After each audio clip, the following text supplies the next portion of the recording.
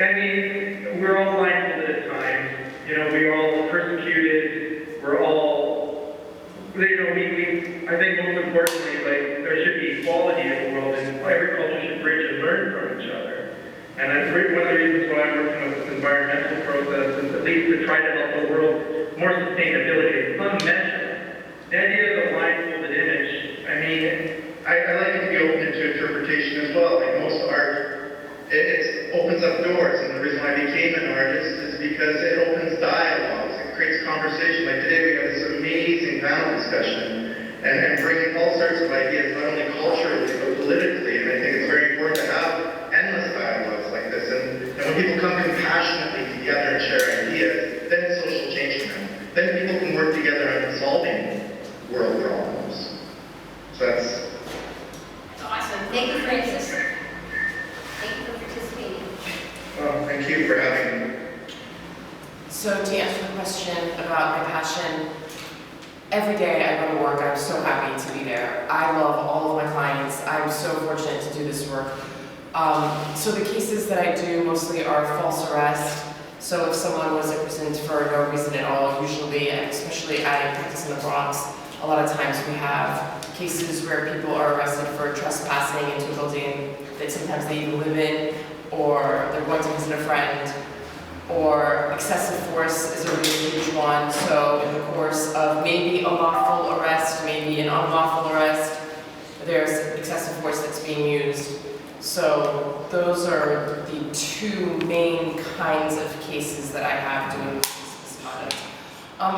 In terms of trying to make the world a better place, I really believe that, I mean, there are civil rights attorneys that I work with that I think are no better than the bankers on Wall Street. You know, I mean, I don't think it has anything to do with your job, like the kind of job that you have. So a lot of times when people know that I practice civil rights, they're like, whoa, you practice civil rights, oh, you know, you're really doing good for the world. And I always think, no, it depends, like, the way you do the work you do. It has nothing to do with the particular kind of work that you're doing, but just the way in which you're doing it and how inspiring that can be. Talking about projects that I'm really inspired by, actually, we're super lucky today that Carl Diggs and Ziya are sitting here, and they are leading this massive movement called the Stop Mass Incarceration movement. And I really invite either Carl or Stephen to come up here to talk a little bit about what this is and the month of resistance in October, because this is so huge. I hope everyone walks away from here today like really getting something from this movement, the Stop Mass Incarceration. What do you think? We'll defer to Carl. I just want to point out that the privatization of prisons has become such a has become such a business, you know, that, and also there's some people saying that the gangster rap genre was actually created in sort of a partnership with the private prisons because they wanted to have more of this films. Anyway, so. Okay. It's not. I think it's on now. Okay. To get up to the month of resistance to mass incarceration, let me go back to the photograph that my man was talking about. Because when I saw that photograph, what struck me was this world is a horror. But a lot of people not only go through the world blindfolded so they don't see the horrors, but many people are encouraged to do so. If the horrors aren't happening to you, why should you care about it?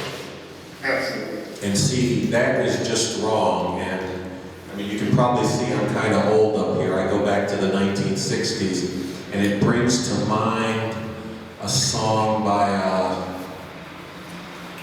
Crosby, Stills, Nash and Young, one of them guys at least, not all of them.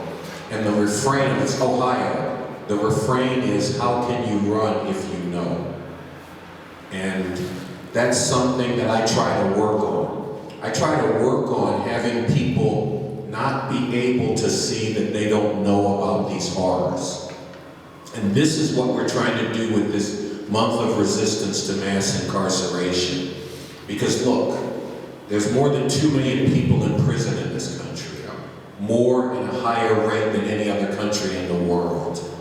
I think 25% of the prisoners are. 25% of the world's prisoners are in this country. Wow. That's true. The whole world? Then there, yes, of the whole world. That's crazy. There are 5 million formally incarcerated people who are openly subjected to discrimination just because they used to be in prison. You go into prison, there are 80,000 people who are being subjected to long-term solitary confinement, which internationally is viewed as a form of torture. Yeah. It can send you crazy to be locked up by yourself with no human contact.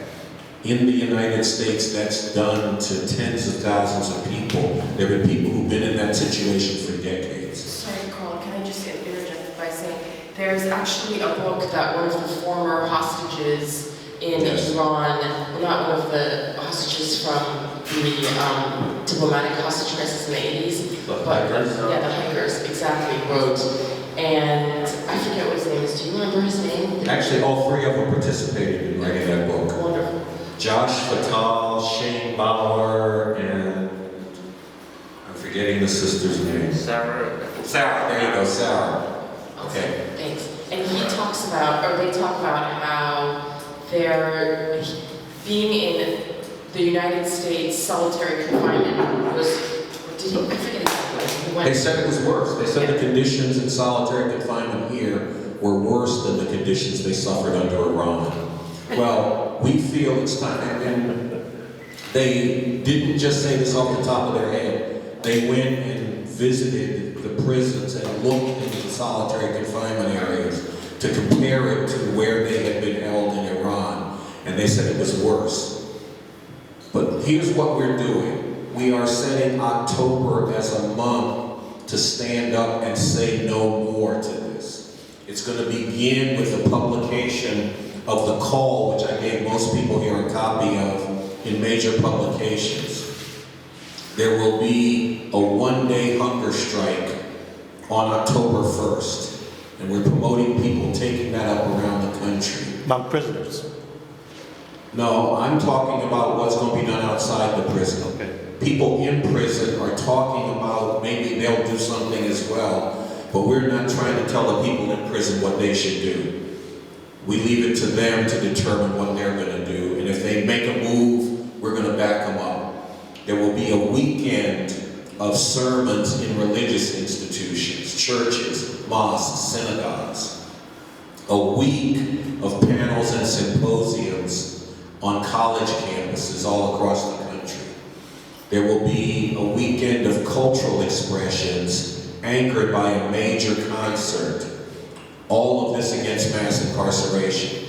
October 22nd, there's going to be nationwide demonstrations against police brutality, repression, and the criminalization of the youth. And then we're going to cap the month off with October 30th being a day to wear orange in solidarity with the movement against mass incarceration. And what I want to say to people here is if you don't know about these problems, dig into them, find out about it. And you can do that by going to the website that's on the call that I gave you. And if you know about it, then you need to join us. Because if you're an artist, we're going to have artistic expression, not just in October, but leading up to it.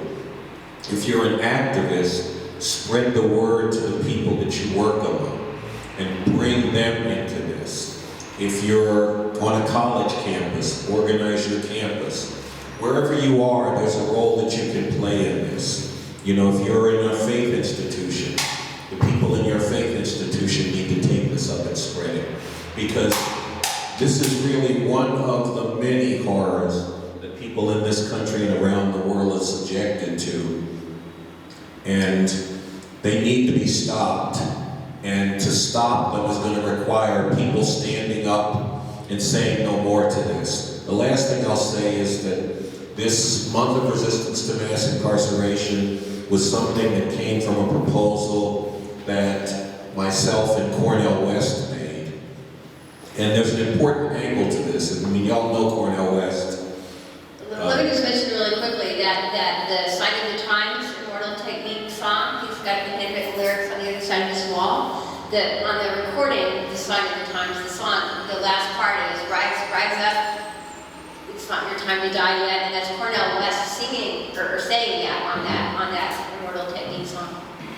Cornel West, a radical Christian, and myself, a revolutionary communist, who thinks that all this stuff is built into the fabric of the capitalist system, and it's going to take a revolution, nothing less, to get rid of it once and for all. But where we come together is we see people suffer, and neither of us feels we can stand aside from that suffering, that we have to stand in and pull the covers off of that suffering, expose that to many more people, and challenge them to join in doing something about it.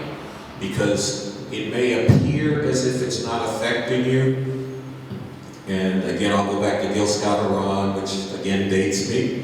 He did this song about the Angola prison, and one of the lines of it was that if injustice is allowed to surround your home, you will find it in your living room.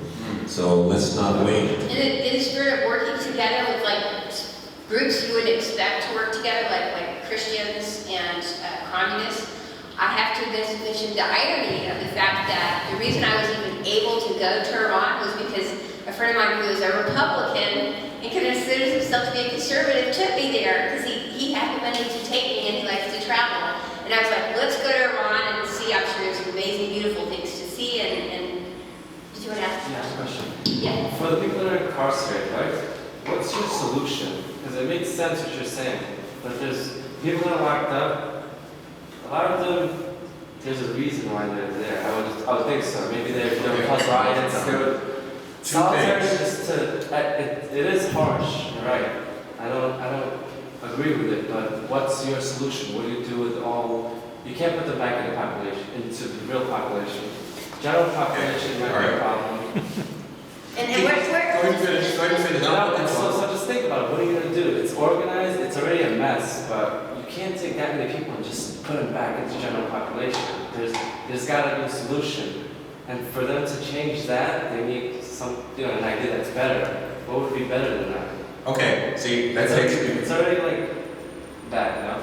Look, I'm a representative of the Revolutionary Communist Party, and we have done a draft constitution for a future socialist republic in North America that talks about how we would transform everything, including the prison system, the educational system. Just to briefly speak to your question, revolution is the answer. And what I mean by that is that people, including people who are in prison, have to see the injustice and stand up and fight it, which a number of them are. 30,000 prisoners in California, concentrated in the special housing segregation units, went on a hunger strike against the torturous conditions. And to do that, Let me just jump in. well, I got to give you one fact on this.